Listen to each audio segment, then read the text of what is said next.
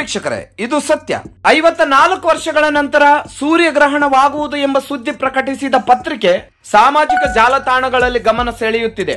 1970ರ Ohio ಪತ್ರಿಕೆಯ ಮೊದಲ ಪುಟದ ಶೀರ್ಷಿಕೆ ಮತ್ತು ಸಂಪೂರ್ಣ ಸೂರ್ಯಗ್ರಹಣದ ಚಿತ್ರವು ಸಾಮಾಜಿಕ ಮಾಧ್ಯಮದಲ್ಲಿ ವೈರಲ್ ಆಗಿತ್ತು.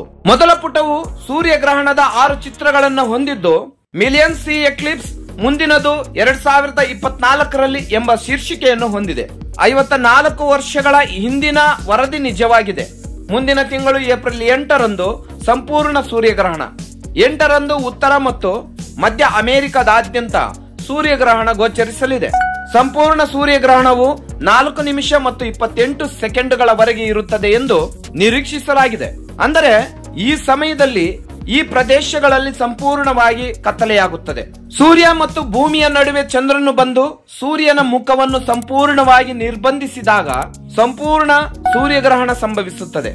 ಇದರಿಂದ ಆಕಾಶದಲ್ಲಿ ಕತ್ತಲು ಆವರಿಸುತ್ತದೆ ಮತ್ತು ದಿನವು ಸ್ವಲ್ಪ ಸಮಯದವರೆಗೆ ಮುಸ್ಸಂಜೆಯಂತೆ ಕಾಣುತ್ತದೆ. ಭಾಗಶಃ ಅಥವಾ ವಾರ್ಷಿಕ ಸೂರ್ಯಗ್ರಹಣಗಳಿಗೆ ಹೋಲಿಸಿದರೆ ಸಂಪೂರ್ಣ ಸೂರ್ಯಗ್ರಹಣಗಳು ಅಪರೂಪ.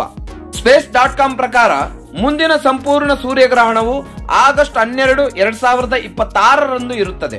ಇದು ಗ್ರೀನ್ಲ್ಯಾಂಡ್, ಐಸ್ಲ್ಯಾಂಡ್ ಮತ್ತು ಅಟ್ಲಾಂಟಿಕ್ ಸಾಗರದಿಂದ ಗೋಚರಿಸುತ್ತದೆ. ಗ್ರಹಣದ ಸಮಯದಲ್ಲಿ ಸೂರ್ಯನನ್ನು ನೋಡುವಾಗ ಜನರು ವಿಶೇಷವಾದ ಗ್ರಹಣ ಕನ್ನಡಕವನ್ನು ಧರಿಸಬೇಕು. ನಾಸಾ ಪ್ರಕಾರ ಚಂದ್ರನು ಸೂರ್ಯನನ್ನು ಸಂಪೂರ್ಣವಾಗಿ ನಿರ್ಬಂಧಿಸಿದಾಗ ಸ್ವಲ್ಪ ಸಮಯವನ್ನು ಹೊರತುಪಡಿಸಿ ವಿಶೇಷವಾದ ಕಣ್ಣಿನ ರಕ್ಷಣೆ ಇಲ್ಲದೆ ಸೂರ್ಯನನ್ನು ನೇರವಾಗಿ ನೋಡುವುದು ಸುರಕ್ಷಿತವಲ್ಲ.